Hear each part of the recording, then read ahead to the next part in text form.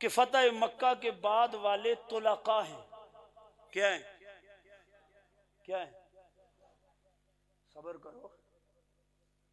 تمہیں جس نے بلایا تھا نا وہ میری جیب میں ہے، کلمہ پڑھ رہا ہے. ہم پرسوں اس شاہ کو کلمہ پڑھا کے صحابہ کی گستاخ پر کر کفر کی تحریر لے کر آئے ہیں. الحمدللہ ویڈیو موجود ہے. صبر کر، تیری راہوں کو ایسے ہی روکا جائے گا. کہتا ہے یہ طلقاء تھے، یہ باہر باہر سے ایمان لائے تھے، ڈر کے آئے تھے. کیا کر کے آئے تھے؟ اس الو کے پٹھے کو پوچھو کہ کیسے ڈر کے آئے تھے. ڈر کس چیز کا ہے؟ ایک بات یاد رکھنا، اللہ کے نبی نے، یہ صحابی ہے اور مسجد نبوی میں بیٹھا ہے، بنو خزاع کے قبیلے کے لوگوں کے ساتھ کوئی معاملہ ہو گیا، آ کے جھگڑا کرنے لگے تو صحابی نے کہہ دیا آواز نیچے رکھو، یہ حرم نبوت ہے، دارالامن ہے، اللہ کے نبی نے روک دیا. کہا کہ میں وحی کے بغیر کسی پر حکم نہیں لگا سکتا. فی الحال حکم ایک ہی آیا، من دخلہ کان آمنا، جو بیت اللہ میں جائے، بیت اللہ دارالامن ہے. وما ينطق عن الهوى ان هو الا وحی یوحی. لیکن پھر چشم فلک نے نظارہ دیکھا ہے کہ شریعت نے پوری کائنات میں نام لے کر 2 گھروں کو دارالامن قرار دیا ہے. کتنے گھروں کو؟ شریعت کا لفظ میں نے اس لیے استعمال کیا کہ میری گفتگو لوز نہ ہو جائے، پکی گفتگو ہو. شریعت میں قرآن بھی آ جائے، حدیث بھی آ جائے، اس لیے میں نے لفظ شریعت ذکر کیا کہ شریعت نے دھرتی کائنات کے 2 گھروں کو دارالامن قرار دیا ہے. ایک گھر کو بیت اللہ کہا جاتا ہے، اللہ نے اعلان کیا ہے من دخلہ کان آمنا، جو اس میں چلا جائے اسے امن ہے. اور دوسرا گھر معاویہ کے ابا ابو سفیان کا گھر ہے کہ نبی نے مکے میں داخل ہو کے اعلان کر دیا ہے من دخل دار ابی سفیان فہو آمن، جو ابو سفیان کے گھر میں جائے گا میں محمد اس کو بھی پناہ عطا کر دوں گا. شریعت نے پوری کائنات میں صرف 2 گھروں کو دارالامن قرار دیا ہے. اب اس کھوتے سے پوچھو، کس سے پوچھو؟ اب باہر لوگ کہیں گے، عام لوگ بیٹھے ہوتے ہیں نا، کبھی کبھی آتے ہیں، کبھی کبھی آتے ہیں کچھ دیکھنے سننے کے لیے. وہ کہیں گے یار مولوی بھی ہے، زلفیں بھی ہیں، پگڑی بھی ہے، جبہ بھی ہے، کبہ بھی ہے، داڑھی بھی ہے، پھر بھی کھوتا ووتا کہہ رہا ہے. یار کوئی تہذیب سے گفتگو کرو. قرآن نے بھی ان کے لیے کھوتے کا لفظ استعمال کیا ہے. کیا کہا قرآن نے؟ کل حمار. کیا کہا؟ اچھا، حمار کو اردو میں گدھا کہتے ہیں، مولیا والے کیا کہتے ہیں اس کو؟ بولو.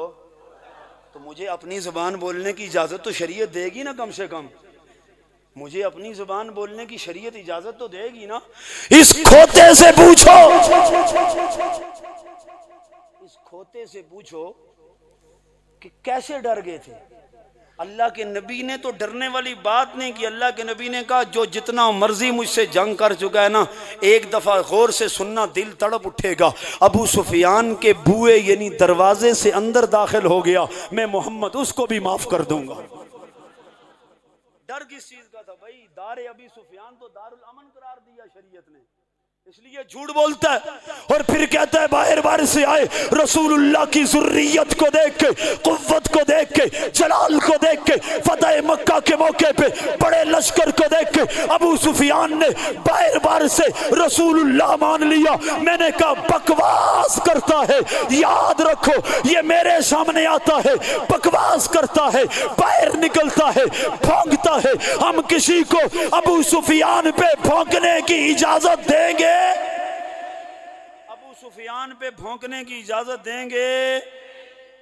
کہتے جناب والا باہر باہر سے کہہ دیا آپ اللہ کے رسول ہیں. یہ تو قرآن کا انکار ہے. پارہ نمبر 28، سورت کا نام سورہ المنافقون، آخری رکوع ہے.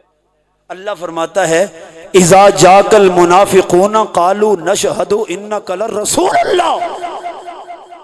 قرآن ہے وہی، تلاوت ہو رہی ہے. اذا جاءک المنافقون قالوا نشهد انك لرسول الله واللہ یعلم انک لرسول واللہ یشہد ان المنافقین لکاذبون. ترجمہ سنیے، اللہ فرماتا ہے کچھ لوگ آئے اور آپ کو آ کر کہنے لگے آپ اللہ کے رسول ہیں، آپ اللہ کے. یار ایک سوال کا جواب دو، بالکل پینڈو سا سوال ہے، دیہاتی سوال ہے.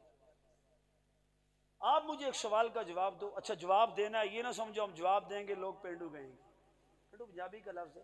ایک عام دیہاتی سوال ہے، آپ سے سوال کرتا ہوں کہ حضور اللہ کے رسول ہیں؟ کہو بے شک، کہو بے شک.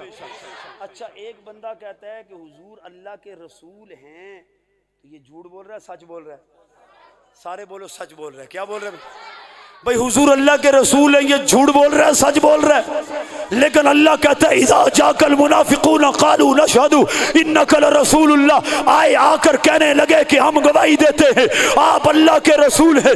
اللہ نے کیا اعلان کیا؟ واللہ یعلم انک لرسول. لوگ اللہ جانتا ہے آپ اس کے رسول ہیں. واللہ یشہد ان المنافقین لکاذبون. لیکن اللہ گواہی دیتا ہے یہ جھوٹ بول رہے ہیں.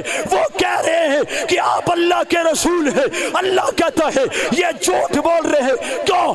اس لیے کہ دل سے نہیں کہا تھا، باہر باہر سے کہا تھا. یاد رکھو ابو سفیان، ام حمی، عقیل، عباس، معاویہ اگر باہر باہر باہر سے رسول اللہ کہتے تو اللہ نے قرآن کو بیچ کے ان کو رد کرنے دینا تھا، محمد کا صحابی بننے دینا، کا صحابی بننے دینا. اس کتے کے پاس بھونکنے کے لیے دلیل ہی نہیں ہے. مولانا جنگوی شہید رحمت اللہ علیہ، امیر عظیمت، میرے مرشد، میرے قائد، میرے محسن کامل، فی زماننا ھذا کے اعتبار سے محسن کامل کہہ رہا ہوں. یہ نہیں کہنا کہ محسن کامل، پوری کائنات کے اعتبار سے ہمارے محسن آمنہ کے لال ہیں، وہ محسن اکمل ہیں. میں اس مشن کے حوالے سے محسن کامل کہہ رہا ہوں، ترتیب کے حوالے سے. امیر عظیمت کہیں تقریر کر کے واپس جا رہے تھے تو حضرت کے ساتھ 15-20 افراد بھی جا رہے تھے. تو عموماً یہ ہوتا ہے کہ روڈ سے چلیں اتنے افراد تو کتا ان افراد کو بھونکتا ہے. بھونکتا ہے یا نہیں بھونکتا؟ لیکن ایک کتا کھڑا ہے، ان کو دیکھ ہی نہیں رہا، ایک قبر کو بھونکی جا رہا ہے قبرستان کے قریب سے. حضرت کھڑے ہو گئے، ساتھ 15-20 افراد تھے. یار کتا ہے کیا بلایا؟ کتے کی خاصیت تو یہ ہے کہ گزرنے والے انسانوں کو بھونکتا ہے، اور یہ ہماری طرف نہیں دیکھ رہا، پیٹھ ہماری طرف کر کے مسلسل قبر کو بھونک رہا ہے. حضرت نے کہا قبر والا رافضی ہے. قبر والا، سارے بولو قبر والا. اچھا توجہ، ساتھ ایک بندہ چل رہا تھا، اس نے کہا حضور، حضرت جی خدا دا خوف کرو، اے میرا دادا ہے، اے میرا. توجہ مسئلہ سمجھنا.